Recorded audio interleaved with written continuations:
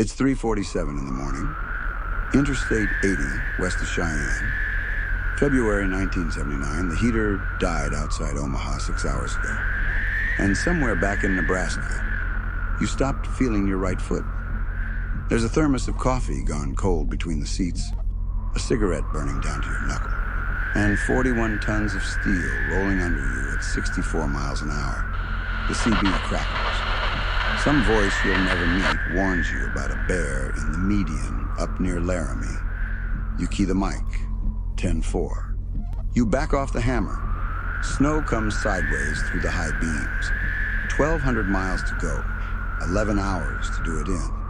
Or the load doesn't pay. No one's waiting up for you. No one has in years. This is the road. This is the work. And this is your whole life. Out here, you're a king. 80,000 pounds answer to your right boot. And the four-wheelers, the families, the salesmen, the kids late for school, they part around you like water around a rock. You move the country on your back, the bread on their shelf, the gas in their tank, the Christmas presents under their tree. None of it gets there without men like you awake at 3 in the morning, chewing the white line so the whole world can sleep. Out here, you matter. There's a power in it that a man on the ground never tastes. The whole continent unspooling through your windshield, yours every mile of it. But it wasn't always like this. 6 years ago, you were nobody. A kid with grease under his fingernails and $40 to his name, standing at the edge of a town that was already dying. So let me take you back. Let me show you how a nobody from Ohio ended up out here, alone, in the dark, holding the whole country in his hands, and what it cost him to get there. Youngstown, Ohio. 1973. Your old man gave 30 years to the steel mill. Came home every night the color of ash, coughing up the same town he was born in, the same town he'd die in. The mill was the deal back then. You gave it your lungs, it gave you a paycheck and a funeral. You'd watch him at the kitchen table, hands cracked black at the knuckles no matter how hard he scrubbed. And you'd see a man who had been swallowed whole and never even fought it. He called it a good job, steady. And it was, right up until it wasn't.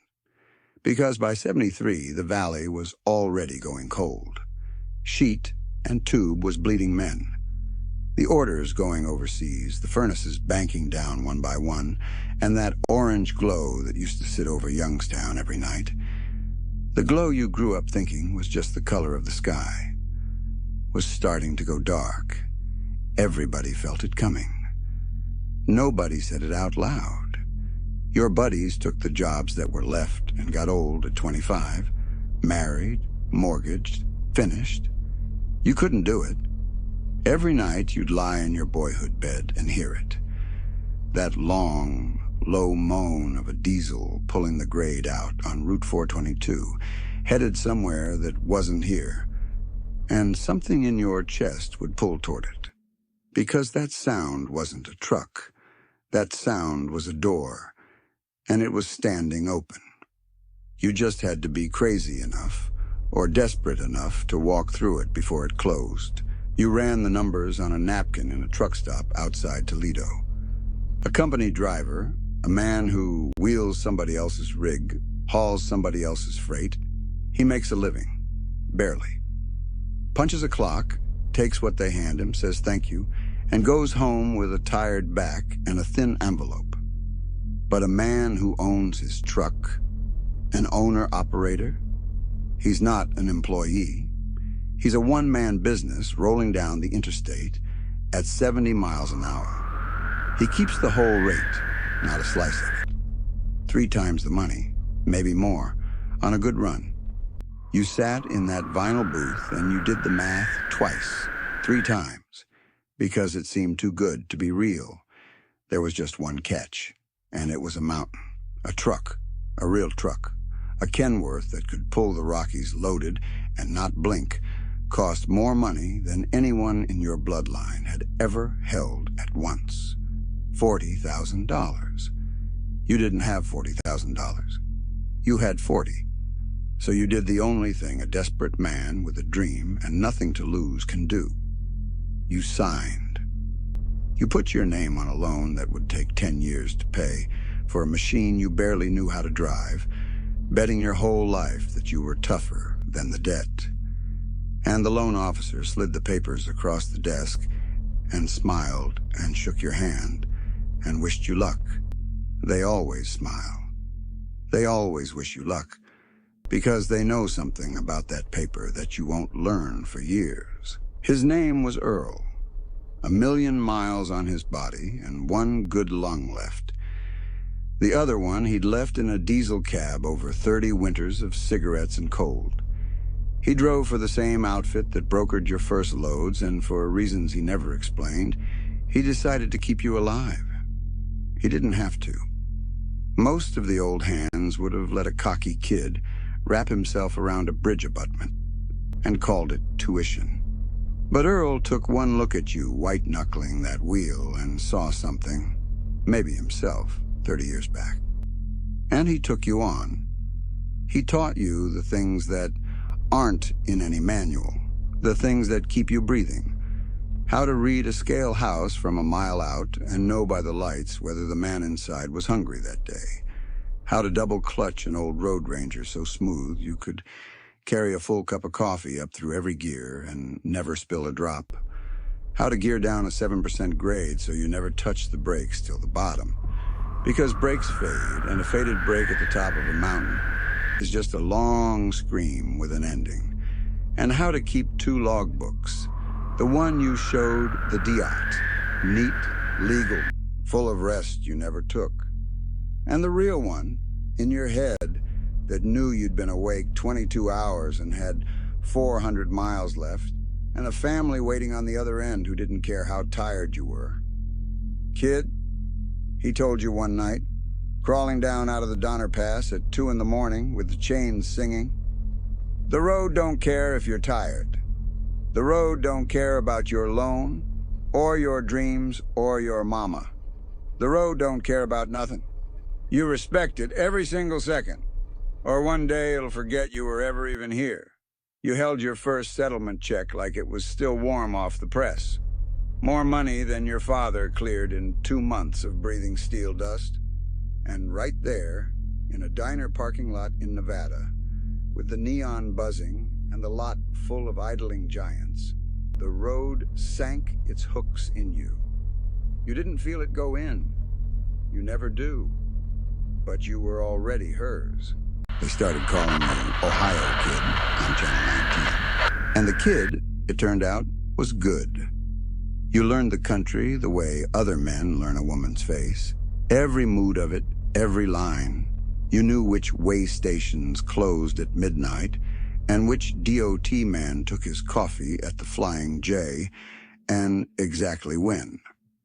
You knew the back road around every scale from Toledo to Reno, the mile marker where you could let her run wide open, the curve 2 miles later where you'd better not. You learned the secret language of the lot, what a flash of headlights meant, what it meant when a man left his marker lights on, the hand a waitress in Elko would raise to tell you the bears were thick on the eastbound that night. There was a voice you ran with most nights on 19. Handle of night owl, southbound when you were north, a low, easy drawl you'd never put a face to. For 3 years, that voice warned you about ice and speed traps and rolled chicken coops, and you warned him back. 2 men keeping each other alive across 1,000 miles of dark, and you never once met. That's the road. The closest people in your life are voices you'll never shake hands with. And then came the haul they still talk about. Reefer load of vaccine, Salt Lake to Sacramento, 31 hours on the clock, and a blizzard sitting right on top of Donner like it was paid to be there. Every sane driver was shut down in the chains-up lot, waiting it out. The load wouldn't keep, so you chained up all 18, and you took that mountain in second gear at 4 miles an hour.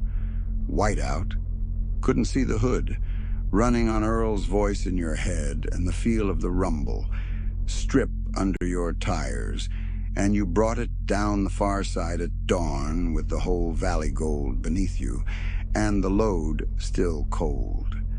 Made the delivery with an hour to spare. 2 years in, you bought a second truck, hired a man to wheel it. Your name on both doors now, gold leaf, hand-painted in a shop in Cleveland. You'd pull into a truck stop, and the old hands would nod. Real nods, the kind you cannot buy, the kind you bleed for. You had a roll of cash in your boot, and the whole roaring country turning under your wheels. You'd done it. The nobody from Youngstown had built himself into a king. And kings, you were about to learn, are just the men with the farthest left to fall. But the road takes its cut. It always takes its cut. First, it took your sleep. Little white pills to chase the white line. Bennies, the truck stop kind, slid across the counter with a wink and $1, so you could run another 400 miles after your body had clocked out 2 states back. They worked. That was the trouble. They worked until your hands shook holding the coffee and you saw things at the edge of the high beams that weren't there. Then it took your back. Gone at 34, from the pounding and the lifting and 10,000 miles a month, folded into a seat that was never built for a human spine. Then it came for the things that mattered more than any of that. You'd roll home after 11 days out, diesel in your clothes, and your boy would look up from the floor where he was playing and not quite know who you were. He started calling you the man who visits. You laughed it off the first time. The second time, it went in like a knife and stayed. You missed his birthday 3 years running. Once for a load of produce that had rot, once for weather, once because you just couldn't turn down the money. He drew you a picture of your truck and taped it to the refrigerator, and you found it 18 months later, curling at the corners, and you stood in that kitchen and you couldn't breathe. Your wife stopped waiting up. Then she stopped asking when you'd be back, and one morning you understood she stopped asking because she'd stopped wondering. You told yourself it was all for them. The money, the house, the better life than the mill ever gave your father. But the truth was simpler, and it was worse. You weren't out there for them. You were out there because the cab at 3 a.m. was the only place on God's earth that ever made you feel like you were worth a damn. And a man cannot say a thing like that out loud. Not to his wife. Not to his boy, not even to himself. So you just dropped it into low gear, and you drove. February. A great outside Laramie. Black ice, the kind you can't see. The kind that's just wet road until the second it isn't. You felt the trailer go first, that sick little shudder through the fifth wheel, and then it came around on you like it had decided it was done. Taking orders. 80,000 pounds with a will of its own. You did everything Earl ground into you. Steered into the skid. Stayed off the brakes. God, everything in you screaming to stand on that pedal. And you didn't. Because Earl's voice was louder than the fear. And somehow, you brought her down on the shoulder in a long, howling slide of Jake brake and snow. The rig shuddering to a stop 6 inches off the drop. Your heart going like a piston, alive. You sat there shaking. And then you keyed the mic. Because that's what you do. You call it in to warn the next man. And the next man was already in it. Young driver behind you, maybe 22, running the same load. Too green to know what you knew about black ice on the Laramie grade. You heard it happen over the radio. You heard him key up, and you heard the pitch of his engine change. And then you heard nothing at all. They found him at first light. The truck folded around the guardrail like a beer can. You stood in the blue cold and watched them work, and you thought about his mother getting the call, and then God forgive you, you thought about your load. Because your load still had to be in Sacramento by Monday, and the freight does not stop for the dead. That spring, Earl's one good lung finally quit him, in a hospital bed in Toledo, 1,000 miles from any road. You couldn't make the funeral. You were under a load in Texas. And somewhere on Interstate 20, you keyed up Channel 19 and said, his handle into the dark, just once, to nobody, and let go of the button. And there was only static. That was the year you finally understood what the old man meant. The road don't care. It never did. You were just a body it hadn't collected yet. Then the world changed, and nobody asked you. 1980. Washington called it freedom, deregulation. They stood at a podium and said it would lower prices, open the market, let any man compete. And maybe on paper, in a marble room, it did. But here's what it meant out on the ground at 3 in the morning with a note due. Overnight, the rules that protected the rate, the rules that meant a load paid what a load was actually worth, were gone. Anybody could haul anything for any price. So the big carriers, the outfits with 1,000 trucks and lawyers and men in Washington, they dropped their rates straight to the floor. They could eat a loss for a year to break the little man. You couldn't eat one for a week. Rates fell 30%, then 40%. The loads you used to raise a family on now barely covered the fuel and the payment. And the payment never blinked. $40,000 does not care that the world changed. The bank that smiled at you and wished you luck does not care. You ran harder. You slept less. You took loads that paid nothing, that paid you to lose money, just to keep the wheels turning, because a truck that isn't rolling is just a $40,000 coffin with your signature on the side. You watched men you'd run with for years lose everything. Lose the truck, the house, the marriage, in that order, every time. You'd see their rigs in the repo lots off the interstate, lined up like cattle, the gold leaf still on the doors, and you understood there was no enemy here you could even fight. No bad man to run off the road. Just a signature in a far-off city, and a market that had quietly decided that men like you, independent, stubborn, free, were a thing the country was finished with. You sold the second truck for scrap money. Let your driver go. Shook his hand in a parking lot in Indiana and couldn't quite meet his eyes. And then you did the one thing you'd sworn on your father's grave you would never do. You drove down to one of the big carriers, the kind of outfit you used to blow past on the interstate doing 70. And you signed on as a company man, gave up the gold leaf, gave up your name on the door.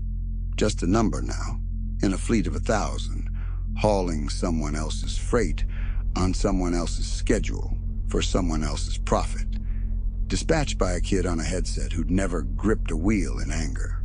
Back to zero. Worse than zero. Zero with a loan still hung around your neck like a stone. The king was dead. The man who was left just clocked in, took his load number, and rolled.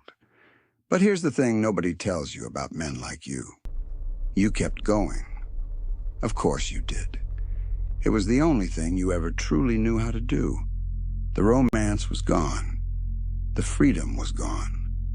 The kingdom you bled to build was scattered across a dozen repo lots, with the paint still wet. But the road was still there, every morning, gray and waiting. And so were you. Still awake at 3 a.m., still chewing the white line, still moving the whole country on your back, even now, even broken, even when the country had long since stopped seeing you at all. Climb into a cab today. Go ahead. It's clean now. The heater works every time. The seat's got air ride and a memory setting and a cup holder that'll keep your coffee warm. And bolted to the dash, right where the CB used to live, there's a tablet. It watches you. There's a camera pointed at your face, counting every blink, flagging you to a manager in another state if your eyes shut for 2 seconds at a red light. There's a logging device that knows the exact minute you started and the exact minute you have to stop. No second logbook, no judgment, no respect at all for the fact that you've done this for 30 years and you know your own body better than any machine ever will.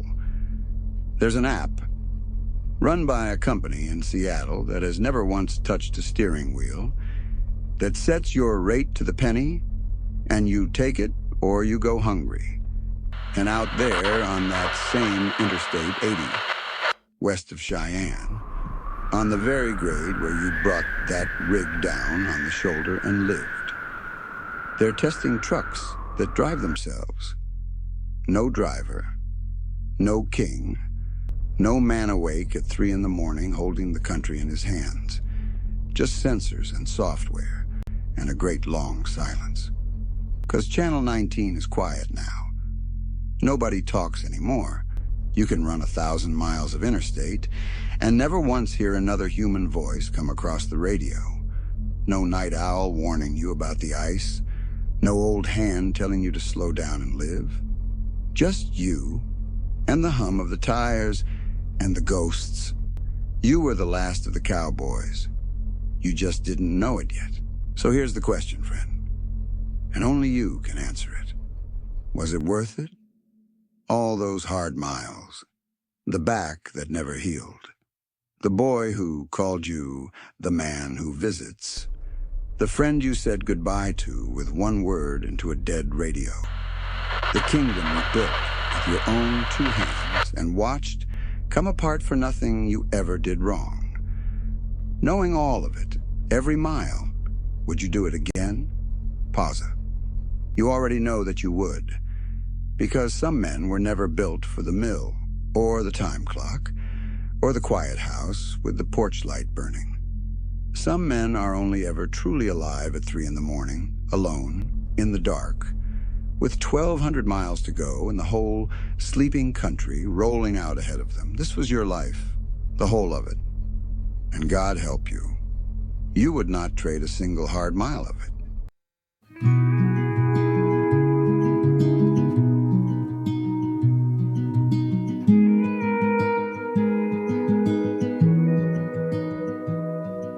The yellow lines are fading in the rearview mirror now. This ancient highway is quieted its roar. I've driven through the shadows of the only life I knew, and I won't be returning anymore.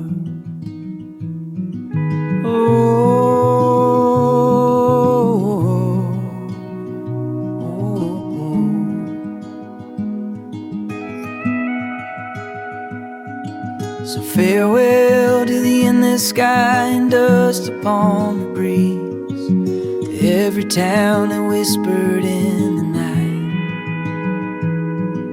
The open road is folding like a map of memories, and fading out of sight. Just a single quiet guitar. Goodbye to the road